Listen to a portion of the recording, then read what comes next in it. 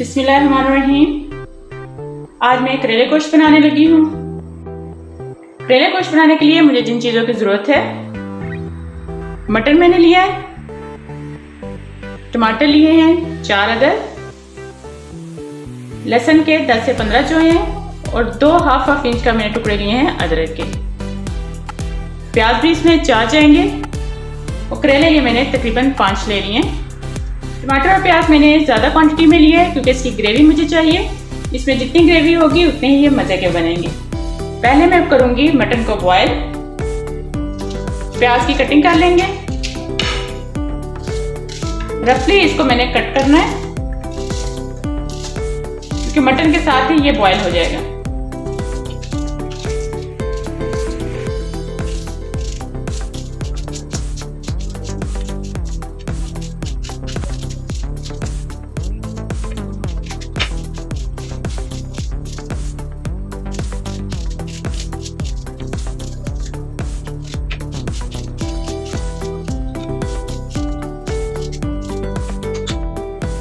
प्याज की कटिंग हो चुकी है। लहसुन और अदरक को भी मैंने रफली चॉप कर लिया है। अब हम करेंगे मटन को बॉयल।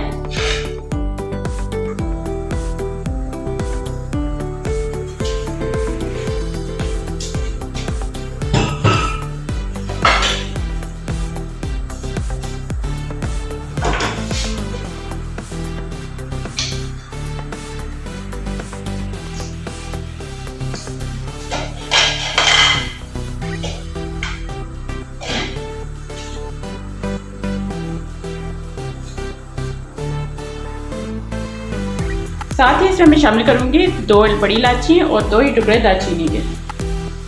शामिल करके सब चीज़ों को अच्छे से मिक्स करके इसका मैं लिड लगा दूंगी और 10 मिनट्स तक मैं इसको रखूंगी। जब तक गोश्त बॉयल होता हम करेले रेडी कर लेते हैं। सबसे पहले ये साइड से इसकी रिमूव करनी है और इसको सेंटर से एक आपने कट लगाना है।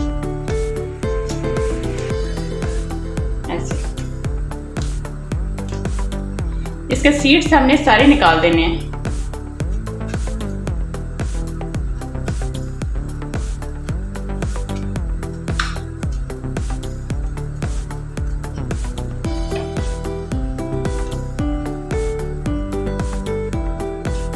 इस साइज के सारे सीड्स हम निकालते जाएंगे। इसका ये जो साथ वाइट पोर्शन है इसको भी साथ निकालना है। ऐसे नाइफ की मदद से आप इसको थोड़ा सा रगड़ के और ये रिमूव कर लें।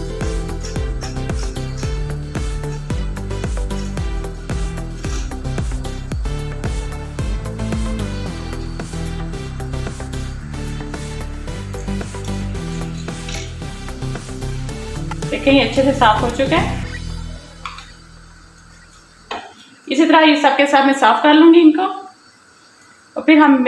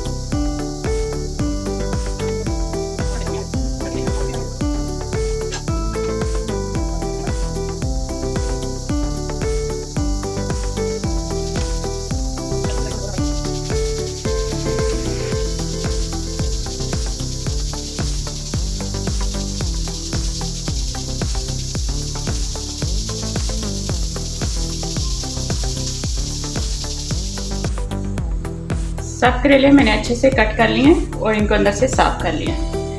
अब मैंने लिया है ये साल्ट, थोड़ा थोड़ा करके इनके अंदर ये साल्ट लगाना है। हाथ की मदद से हल्का हल्का साल्ट हिस्सा में लगाना है। साल्ट लगाने से ये बेनिफिट होगा, करेले में जितनी करवाहट होगी वो निकल जाएगी।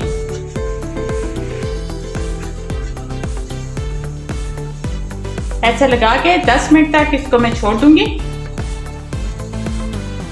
10 मिनट के बाद फिर इसको मैंने वॉश नहीं करना, इसी तरह इसकी मैं कटिंग कर लूंगी।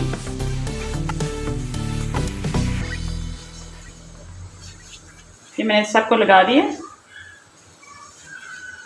आफ्टर 10 मिनट्स इसकी मैं कटिंग करूंगी।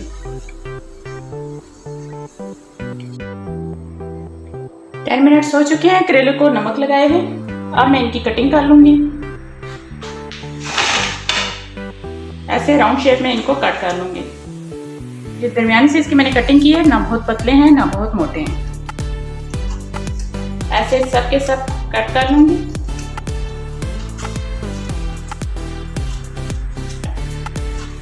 अब चूंकि नमक मैंने इसके अंदर से थोड़ा थोड़ा लगाया है, तो अब हंडिया में नमक थोड़ा कम जाएगा।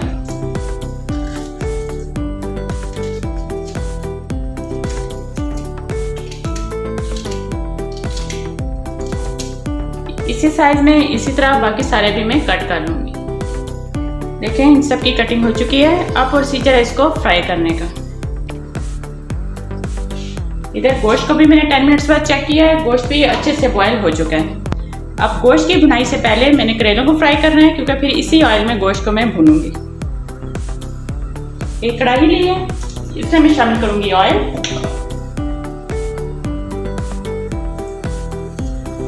ऑयल तकरीबन उतना आपने शामिल करना है जिसमें करेले आपके अच्छे से डिप हो जाएं।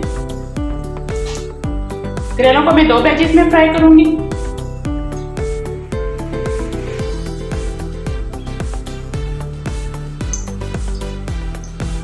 करेलों को पहले फ्राई करने का मकसद भी यही है कि ऑयल फिर अब वेस्ट नहीं होगा,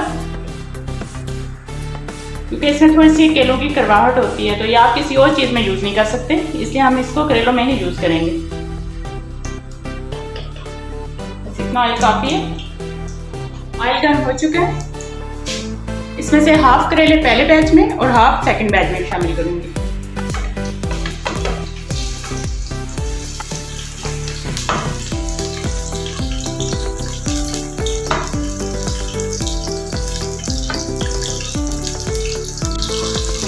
इनको ऑयल में ऊपर नीचे अच्छे से मिक्स कर लें।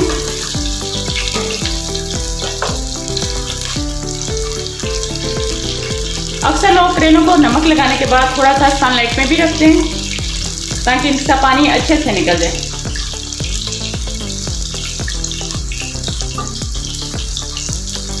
अब पहले इसको एक साइड से फ्राई करूंगी और साथ साथ इसको हिलाती भी रहूंगी।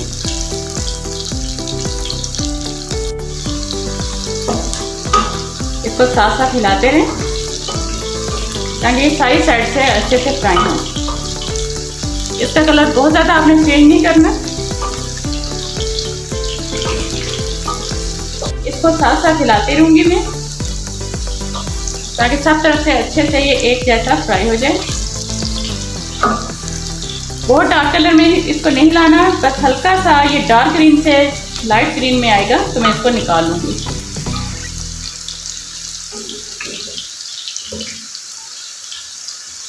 हल्का हल्का इसमें जूस रहना चाहिए, थोड़े जूसी जूसी होने चाहिए ये।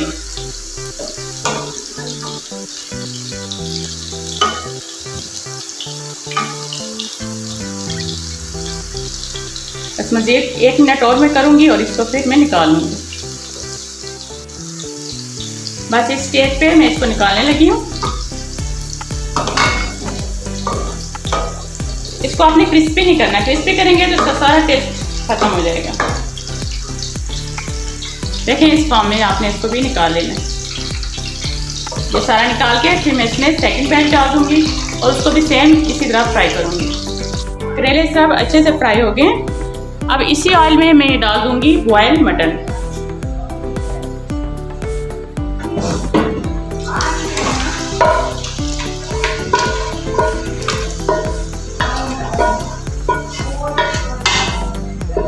मटर मैंने इसमें शामिल कर दिए। फ्लेम मैंने फुल कर दी है, इसलिए कि इसमें अगर थोड़ा बहुत पानी है तो वो जल्दी से ड्राई हो जाए। फिर इसकी भुनाई स्टार्ट करते हैं। बिस्मिल्लाहिर्रहमानिर्रहीम। इसमें जाएंगे ये सिंपल से ही मसाले, खुश्क धनिया पिसा हुआ, गरम मसाला मिक्स पिसा हुआ, नमक मैंने थोड़ा शामिल किया है क्योंकि ऑलरेडी हमने करेलों में लगाया हुआ है नमक। सूप में 2 टेबल स्पून लिया है और थोड़ी सी इसमें मैं शामिल करूँगी हल्दी। इन सब चीज़ों को इसमें शामिल कर देंगे। इसको अच्छे से मिक्स करूँगी और इसके साथ इसकी भुनाई करूँगी तकरीबन 10 मिनट तक।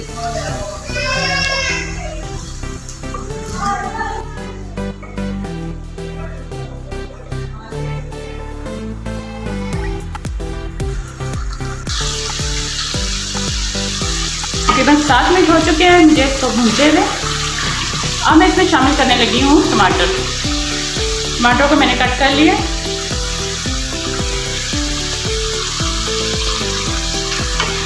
अब टमाटरों के साथ इसकी भुनाई होगी।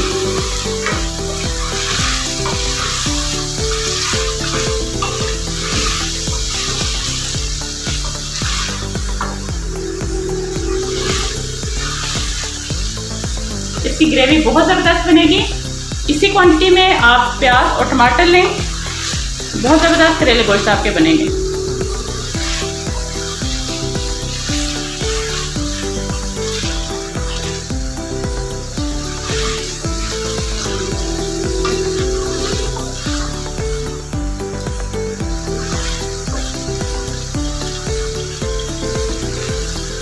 तकरीबन 4 से 5 मिनट मज़ीद में इसको भूनूंगी। टमाटरों के साथ गोश्त की ज़बरदस्ती भुनाई हो चुकी है। अब मैं शामिल करने लगी हूँ इसमें करेले। करेले शामिल करके इनको आपस में मिक्स करें।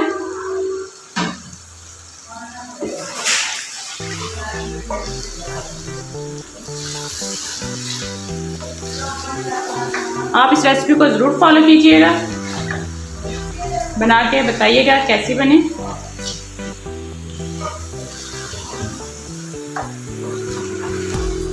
अब सिर्फ 2 से 3 मिनट ही इसको मैं हल्की फ्लेम पर रखूंगी। तो ये बिल्कुल रेडी है।